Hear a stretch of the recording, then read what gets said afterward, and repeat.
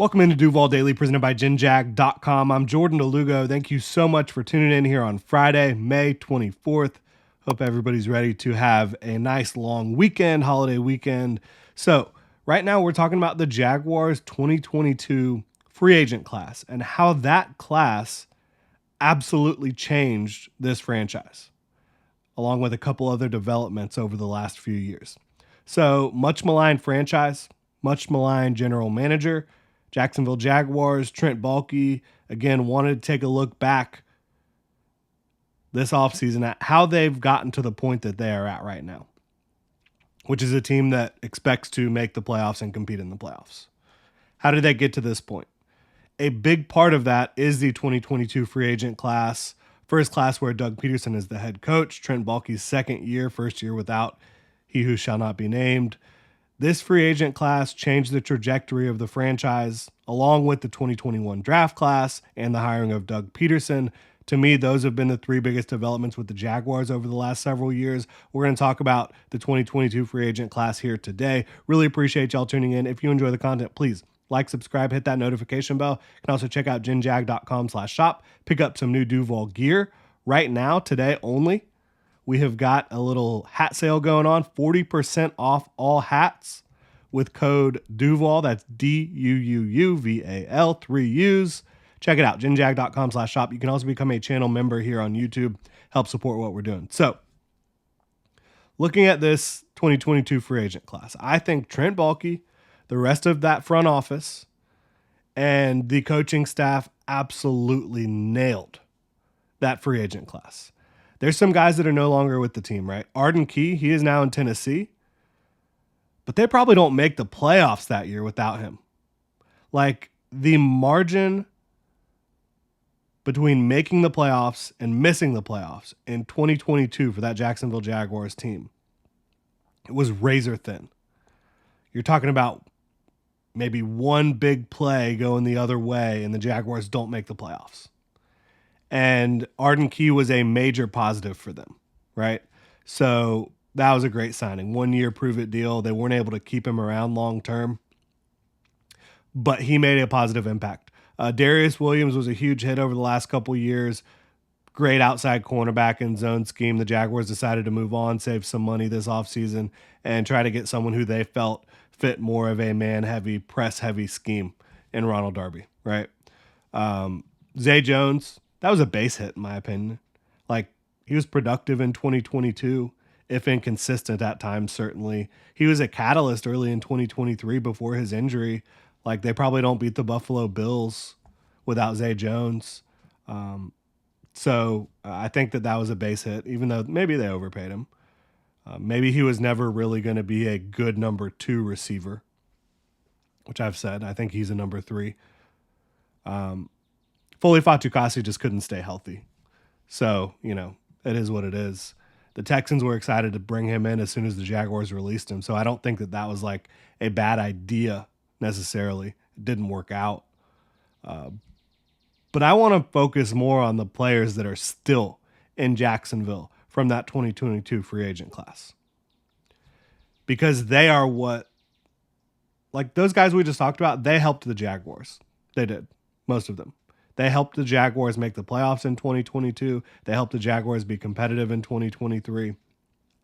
But these players we're about to look at, these are the ones that have really changed the long-term outlook of the Jacksonville Jaguars by what they've done so far and by what they're expected to do over the next couple years. Christian Kirk, what a signing. One of the best slots in football, period. Second most yards from the slot in the NFL since joining the Jaguars. Second most. And there's a lot of really good players that play primarily in the slot. Christian Kirk is among the best. 13 touchdowns, would have had even more, but for the injury at the end of the season last year. So, Christian Kirk, the toughness, the ability to run routes. He wins on so many different types of routes. We talked about this earlier this week. The two-way goes from the slot. He crushes DBs on those. The slot fade he's really good at. Deep over. He's a really good receiver. And he's able to find the space in zones as well. has some versatility. Christian Kirk, I mean, I'm excited to see what he does in 2024. I really am. Foye Oluokun, unbelievable player. One of the best off-ball linebackers in football, bar none. Leads the NFL in tackles since joining the Jacksonville Jaguars. When they need to stop on third down, he makes the play. When they need to maybe shuffle around where they're at in terms of alignment and formation, he's the one telling everybody to get where they need to be. You know, especially Devin Lloyd during his rookie year, right? Foye was constantly helping him out. This is a guy that's a good coverage linebacker. He's not like an elite coverage linebacker, but he's a good coverage linebacker. He can run, he can hit, he can make stops around the line of scrimmage. He makes big plays for the Jaguars defense when they need big plays.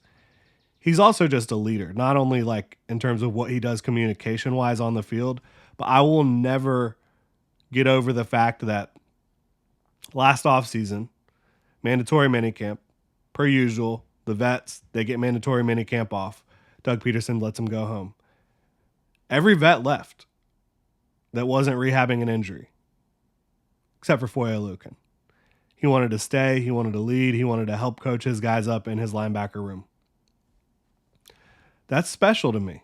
That is special. That's someone who wants it more than other players. More than other players in Jacksonville.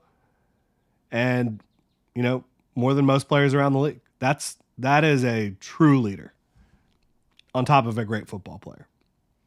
Evan Ingram, one of the best receiving tight ends in football, point blank period.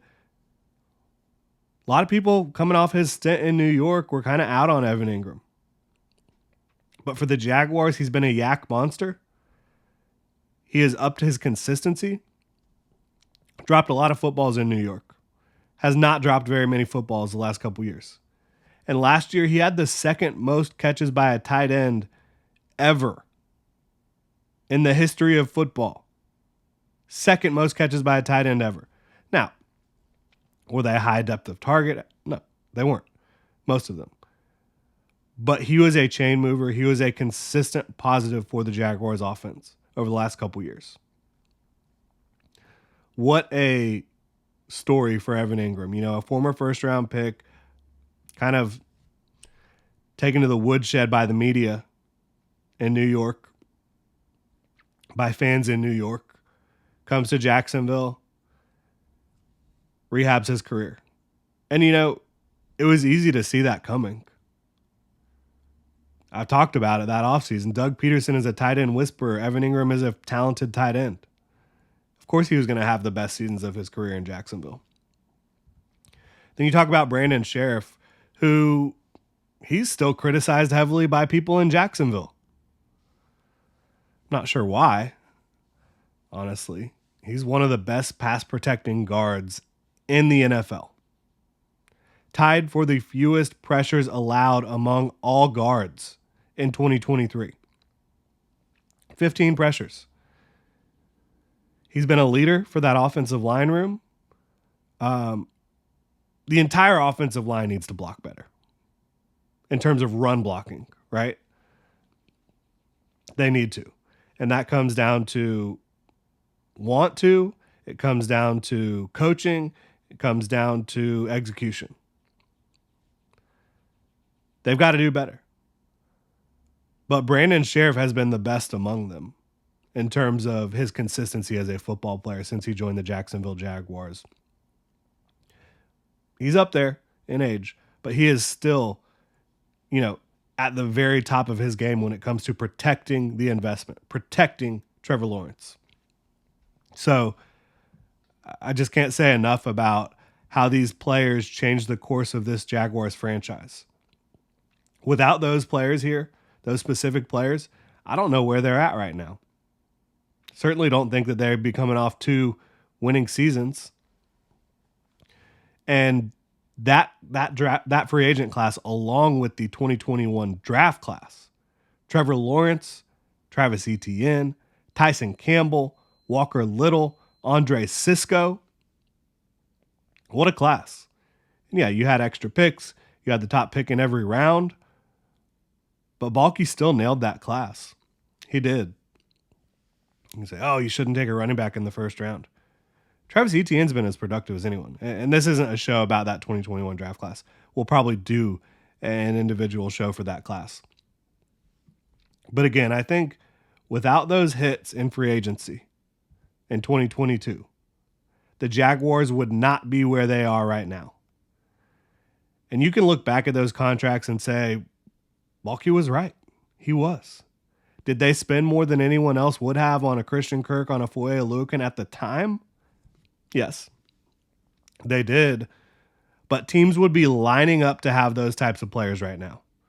If Christian Kirk or Foye Oluokun hit the open market, they would get paid right now. That's a testament to those players, to the Jaguars. Unbelievable job identifying talent and landing that talent in 2022. Drop your comments, drop your thoughts in the comment section below. If you enjoy the content, please like, subscribe, hit that notification bell. Check out ginjag.com/shop. Pick up some new Duval gear. Hat sale today. 40% off all hats with code Duval. That's 3 U's. And you can become a channel member here on YouTube. Y'all have a good weekend.